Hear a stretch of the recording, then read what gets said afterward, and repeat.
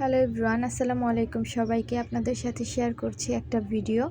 তো আমার গাছে 3টা লেবু হয়েছিল, সেখান থেকে একটা লেবু ছিঁড়ে নিলাম আর সাথে নিয়েছি হচ্ছে 2টা পাতা, লেবু পাতা। আজকে আমি শরবত বানাবো।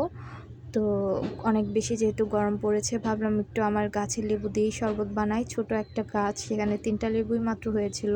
আজকে শরবত বানানোর জন্য নিয়েছি মাটির পাতিল, আর মাটির পাতিলে নিয়ে নিলাম ঠান্ডা পানি। আর লেবুটা আমি কেটে তারপরে এরকম করে পানির উপর চেপে দিচ্ছি। তো আমি এরকম করে লেবুগুলো দিয়ে দিলাম, আর সাথে লেবুটাও লেবুর খোসাটাও দিয়ে দিলাম একটু ফ্লেভারের জন্য। আমার কাছে এরকম করে লেবুর শরবত বানালে কিন্তু অনেক ভালো লাগে। আর লেবুর শরবত আমার মতো কে কে পছন্দ করেন কমেন্ট করে জানাবেন। তো একটা লেবু পাতাও দিয়ে দিলাম, তারপরে দিয়ে দিলাম হচ্ছে চিনি পরিমাণ মতো। তারপর এখন এগুলোকে আমি সুন্দর করে মিক্স করব। তো সাথে দিয়ে দিলাম অনেক বেশি ঠান্ডা করার জন্য বরফ।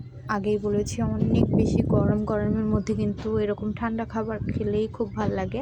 তো শরবতটা বানানো শেষ, আমি একটু গ্লাসে ঢেলে নিলাম। তারপরে আরও বেশি ঠান্ডা করার জন্য দিয়ে দিলাম আরও বরফ, 2 টুকরা বরফ। তারপরে দিলাম হচ্ছে ডেকোরেশনের জন্য রাখা সেই লেবু পাতাটা।